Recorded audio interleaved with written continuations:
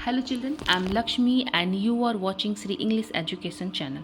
बच्चों, आज के इस वीडियो में मैं आप लोगों को बिहाइव का third poem rain on the roof, इस पोएम का समरी कराऊंगी। इसे आप अपने नोटबुक में नोट कर लीजिएगा। इसके पोएट हैं कोएट स्किनी, इन्होंने लिखा है इस पोएम को। और इस पोएम की समरी है कि इस पोएम में पोएट ने क्या क्या बताया है। ये सारी चीज़ें मैं आपको इस समरी में लिखा दूंगी। ये समरी आपको बहुत हेल्प करेगा इस चैप्टर से, इस पोएम से जो कुछ भी आएगा, एक्सप्लेनेशन हो या सेंट्रल आइडिया हो, क्वेश्चन आंसर हो, वो सब आप इस समरी को राइट करके रीड करने के बाद आप लिख सकते हैं। बहुत आसानी से सॉल्व कर सकते हैं सारे questions. The poem rain on the roof is composed by Coates Kinney के द्वारा लिखा गया है। In this poem the poet expresses his love for nature. इस पोएम में पोएट ने क्या किया है, एक सेकेंड मैं इसका कलर चेंज कर लूँ।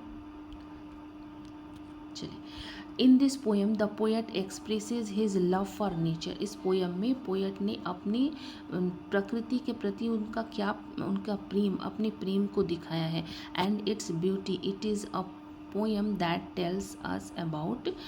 इस पोएम में पोएट ने नेचर के प्रति, नेचर के सौंदर्य के प्रति उससे अपने प्रेम को एक्सप्रेस किया है। इसके बाद है, it is a poem that tells us about the poets sweet memories. अब पोएट की जो स्वीट मेमोरीज जुड़ी हुई हैं बारिश से लेके, वो सारी चीज़ों को, childhood at night when dark clouds covers and sky, clouds cover the sky and it rains gently, then the poet lies in his cozy bed listening to the sound of the gentle rain or droplets on the roof step of his house, the tin roof of his।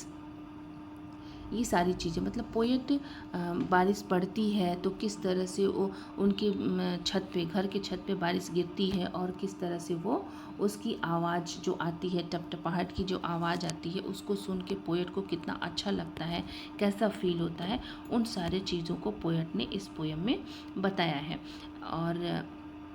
और poet को क्या अच्छा लगता है, जब बारिश होती है तो क्या करते हैं, cottage creates the beautiful sound of rain drops, the sound of rain echoes in the heart of the poet. और साउंड, जो रेन का साउंड है, उसकी आवाज़ पोएट के हृदय में गूंजने लगती है। He remembers a good numbers of things, वो बहुत सारी पुरानी यादों को याद करते हैं। Some of his memories are sweet and, कुछ मेमोरीज जो होती हैं बहुत अच्छी होती हैं और कुछ मेमोरीज सम आर सैड, कुछ उदासी से भरी हुई होती हैं और कुछ बहुत सुखद होती हैं।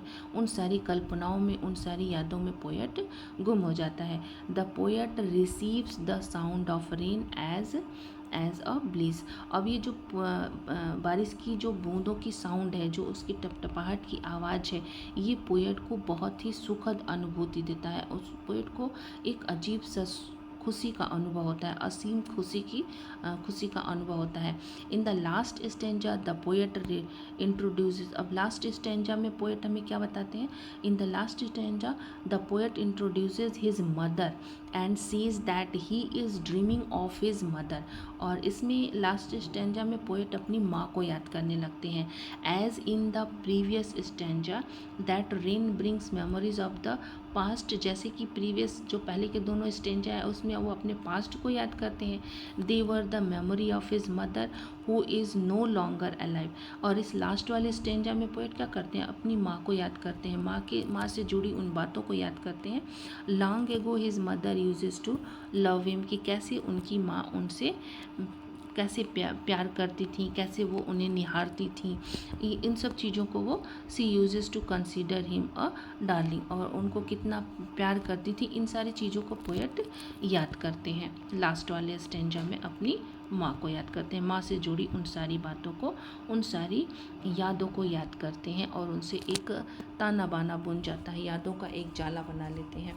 तो इस तरह से पोएट ने सारे पोएम में अपनी यादों को, अपनी थिंकिंग को, अपनी फीलिंग्स को बताया है। और द फिगर ऑफ, अब इसमें कौन कौन सा फिगर ऑफ स्पीच यूज़ किया है पोएट ने? मेनली विजुअल, इमेजनरी, एलिट्रेशन को यूज़ किया है, ऑनोमेटोपिया को यूज़ किया है, हाइपरबोल को यूज़ किया है, पर्सनिफिकेशन को यूज़ किया है। ये सारे फिगर ऑफ स्पीच यूज़ किए हैं पोएट ने। और इसके बाद आपका है द पोएम्स। अब इसकी पोएम की राइम स्कीम क्या है? इसका राइम पैटर्न है ए बी, इसका राइम पैटर्न है A B C B D E F ई।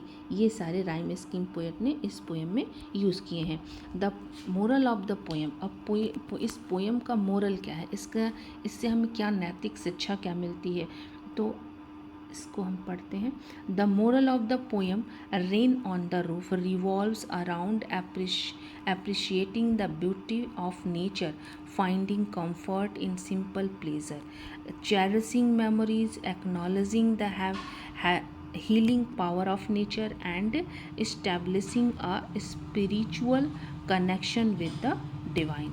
अब इस पोएम से हमें ये शिक्षा मिलती है, मतलब ये हम मोरल हमको मिलता है कि कैसे पोएट जो प्रकृति का दृश्य है, जो प्रकृति से जुड़ी प्राकृतिक सौंदर्य जो है, प्रकृति का जो सौंदर्य है, उससे पोएट हमें जोड़ते हैं, हमको बताते हैं कि प्रकृति में कितनी चीज़ें हैं जो हमें खुशी का अनुभव दिलाती हैं, है ना, और हमको हमारी मेमोरीज से जोड़ती हैं, पुरानी यादों से जोड़ती हैं, और जो हमारे अंदर जो भी दुख हैं उनको भी ये जो प्रकृति सौंदर्य है, प्रकृति का जो दृश्य है, इसमें हम अपनी दुख की बातों को भी भूल जाते हैं।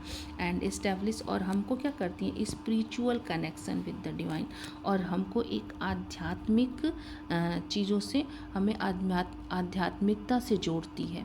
हमारे ये जो प्राकृतिक चीज़ें हैं, प्राकृतिक जो नेचर एस्पेक्ट्स हैं, ये हमको आध्यात्मिकता से भी जोड़ते हैं। ये चीज़ें हम इस पोएम से सीखते हैं। तो ये आपका समरी हो गया। इसे आप क्या करिएगा बच्चों, अपनी नोटबुक में इसे नोट कर लीजिएगा और इसे रीड करिएगा। तो इसे रीड करेंगे तो इससे आपको क्या प्रॉफिट होगा कि आप बहुत आसानी से इस पोएम से रिलेटेड कोई भी चीज़, एक्सरसाइज कुछ भी हो, सेंट्रल आइडिया हो, क्वेश्चन आंसर हो या एक्सप्लेनेशन हो, उसे आप बहुत आसानी से सॉल्व कर पाएंगे। ठीक है बच्चों, आपको वीडियो कैसा लगा कमेंट में ज़रूर बताइएगा और लाइक करिए वीडियो को, और जो भी इस चैनल पे विज़िट कर रहा है पहली बार, वो प्लीज़ चैनल को सब्सक्राइब कर ले, बेल आइकन को प्रेस कर दे और अपने फ्रेंड्स में वीडियो को ज़रूर शेयर किया करिए। ठीक है बच्चों, थैंक यू, मिलते हैं नेक्स्ट वीडियो में।